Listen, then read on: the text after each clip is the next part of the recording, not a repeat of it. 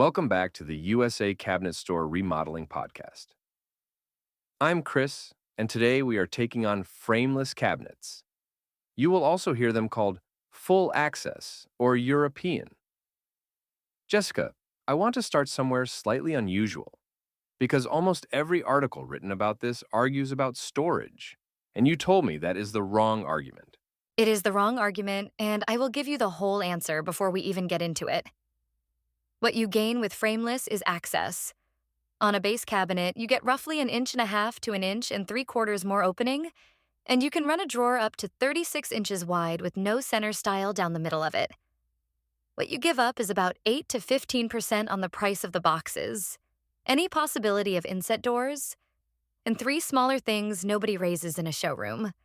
But the thing that actually decides whether frameless works for you is your walls. Okay, we are absolutely coming back to the walls.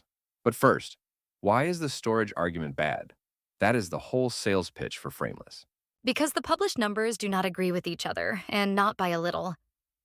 Mainline kitchen design does the math and gets about 8% more per drawer, but no more than 4% across a whole kitchen, because your wall cabinets lose nothing to a face frame. Then you have KCMA, the trade association, saying frameless gives you about 20% more storage, 4% against 20%.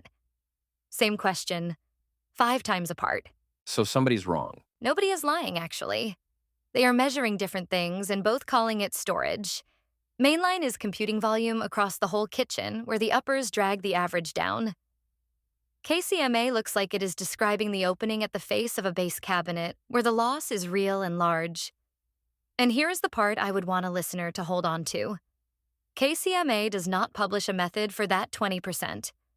So if a salesperson quotes you one confident number, they have read one page. Then what is the honest version of the benefit?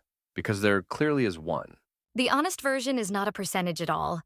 It is that a frameless cabinet takes a drawer or a roll-out pantry up to 36 inches wide with no center partition. On framed construction, you generally need a center stile past about 24 inches, and that stile sits right in the middle of the opening. That is not cubic inches. That is whether a sheet pan goes in flat, whether your stand mixer comes out without turning it sideways, and whether a pantry pullout is one usable bin or 2 narrow ones. All right, the walls. Explain why that is the real decision. Think of a face frame as a tolerance budget. It gives every single door its own local reference, and it lets an installer hide a wall that is out of plumb behind a stile. Frameless spends that budget on access instead. So in a new build on square walls, you get the access essentially for free. In a 1920s row house, you are now asking somebody to hit a tolerance that the industry standard actually publishes a number for. And KCMA says it outright, that frameless leaves very little tolerance for uneven walls, floors, or cabinet alignment. There is a published number for this? Give me the number. There is. The Finnish Carpentry Standard, ANSI AWI 0620, says cabinets shall be installed plumb and level within 1/8 of an inch over 8 feet of run. It caps a frameless reveal, that gap you see between the doors, at about 1/8 of an inch. And then a Blum hinge gives you plus or minus 2 millimeters of side adjustment afterwards to fix things. Now put those together. The hinge can absorb a normal reveal error. What it cannot absorb is a box that went in racked. Define racked for somebody who has never installed a cabinet. A cabinet screwed tight to a wall that bows will twist to follow that wall. Once the box is twisted, its face is not in one plane anymore, and no amount of hinge adjustment brings the door line back. That is the entire frameless installation argument in one sentence. And there is a hard limit on how much you can cheat it, because the partitions have to stay parallel to the sidewalls, or your drawer slides stop working. You can fudge a door. You cannot fudge a drawer slide. So frameless is harder to install. That is the takeaway. Actually, I would put it differently. And this came from an installer who does this for a living. Frameless is not harder to install. It is harder to install badly. With a face frame and overlay doors, you have infinite vertical adjustment. So somebody rushing can hang 25 cabinets in a day and nobody sees it. Try that with frameless and the doors are all over the place. If your installer is good, frameless takes a variable away. If your installer is cheap, frameless finds out. That is a great line. So what do you ask the person bidding the job? 2 questions. How many frameless kitchens have you installed, and do you hang them off a leveled rail? Somebody who has done it answers instantly, and then starts telling you about your floor. Somebody who has not will talk about your walls. And one more rule for older houses. Never run a cabinet tight to the ceiling. Leave a crown or a filler that can be scribed, because ceilings are not level, and there is nothing to trim off a frameless box. You mentioned 3 things nobody raises in a showroom. What are those? First, the front edge you see between the doors is the box, not a finished frame. It is the edge banding, in whatever color the interior is. So if you pick a dark door on a line with a white interior, you get a pale line around every opening. Not a defect. Plenty of people like the contrast. But it is a design decision a spec sheet is making for you. Second, crown molding and under cabinet lighting need something to land on. And with no face frame, that means build-up strips and light rails. Those are a line on your quote, and they are exactly the kind of item that gets cut from a bid and argued about later.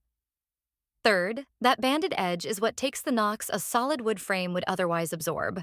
None of which sounds fatal. None of it is. It is the difference between choosing frameless with your eyes open and finding out in month 2. Ask to see your door color against your box color on a display. Get the trim and the lighting itemized. And look at what the front edge of that box is actually made of. Last thing, if somebody is shopping 2 frameless lines, what separates them? Usually the box, and the back panel is the line worth reading twice. Take Fabuwood, who we deal with. Illume uses 3/4-inch engineered furniture board with a 1/4-inch back. Ovela, which launched in November of 2025, uses 3/4-inch plywood with a 1/2-inch back that is grooved into the side panels. Now remember what we said goes wrong with frameless. Racking. A 1/2-inch back grooved into the sides braces against that far better than a 1/4-inch back set into rails. That is a real reason to spend up, especially in an older house, and especially if you are not certain about your installer. And if somebody wants inset doors? Then this is the wrong construction. And I want to be precise about why, because we corrected ourselves on this. It is not that frameless inset is impossible. Blome catalogs inset hinges for frameless boxes, and the European 32mm system publishes an inset dimension, so it was designed for it. Custom shops build it. What is true is a fact about the market, not about physics. Every semi-custom frameless line we could find is full overlay only, ours included. So wanting inset means choosing a face frame, or choosing a custom shop. Perfect place to stop. If you want the full version of this, with the standards, the numbers, and the sources, it is written up at isacabinets.com. Or bring your measurements and the age of your house into any of our showrooms, and we will tell you honestly whether we would put frameless in it. Jessica, thank you. Anytime.